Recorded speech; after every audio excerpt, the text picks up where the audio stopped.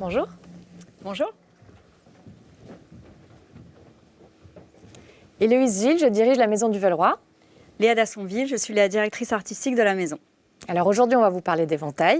En 2010, nous avons repris et relancé une maison qui s'appelle du Velleroy et qui a 2 siècles d'histoire. Et en fait, notre rêve, c'était vraiment de remettre cet objet dans notre quotidien, dans les mains des hommes et des femmes du XXIe siècle. Donc dans l'éventail, ce qui est important, c'est de comprendre la structure. Il y a la partie haute qui s'appelle la feuille et la partie basse qui est une monture. La feuille, c'est ce qui va donner l'allure de l'éventail et la monture, le soutien de chaque pli notamment ou de chaque palme. Le geste clé au cœur du savoir-faire de l'éventail, c'est le plissage à froid. Il y a beaucoup de moules différents. C'est des moules à plisser en carton dans lesquels on insère le tissu qui est préalablement apprêté comme un col de chemise qui reçoit un peu d'amidon. Selon ce qu'on veut, on peut faire une hauteur d'éventail différente, un degré d'ouverture plus ou moins grand, 45 degrés, 180 degrés, 360 degrés. Et puis, on va aussi déterminer le nombre de plis et donc le nombre de brins de l'éventail. Une fois qu'on a ça, on va pouvoir s'atteler à la création. Nos collections, aujourd'hui, on les a structurées un peu comme dans la mode. On a ce qui est couture, donc là, c'est vraiment l'expérimentation de savoir-faire, de matériaux, et le prêt-à-porter où le travail est principalement graphique.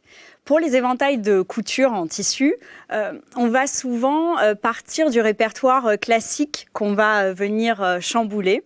Les formes classiques, on a par exemple le cabriolet, qui est l'éventail jaune qu'on voit là, qui s'appelle cabriolet parce qu'il rappelle les roues des voitures du XVIIIe siècle, le ballon qui est plus ramassé, plus léger, ou encore un éventail non plissé, le palmette.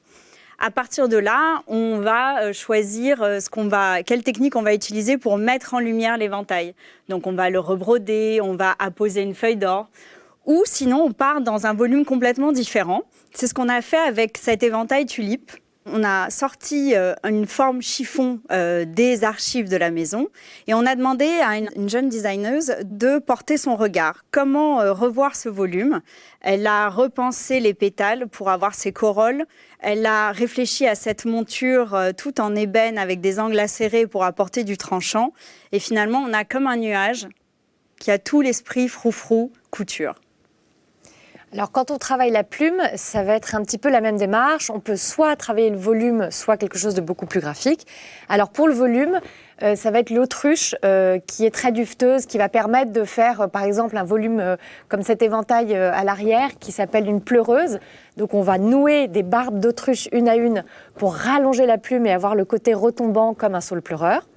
Ou bien on peut avoir envie de travailler quelque chose de beaucoup plus structuré. Donc par exemple, les 3 éventails que vous voyez ici, c'est vraiment le graphisme de la plume qui va déterminer la forme et le graphisme de l'éventail. Donc soit en asymétrie ici avec ces plumes d'aigle de Hongrie, totalement montées en quinconce, un peu comme une crème fouettée pour ces plumes de cygne. Et enfin, on peut travailler la marqueterie qui est recréée comme un plumage d'oiseau imaginaire. Pour les éventails de prêt-à-porter, comme je vous le disais, on est plutôt sur un travail graphique. Par exemple, là, on a choisi de vous montrer un bleu de dentelle. C'est la mémoire des dentelles qui étaient conservées au XIXe siècle. Et ça nous a permis de recréer un motif original de bandana. Ensuite, on a choisi le matériau.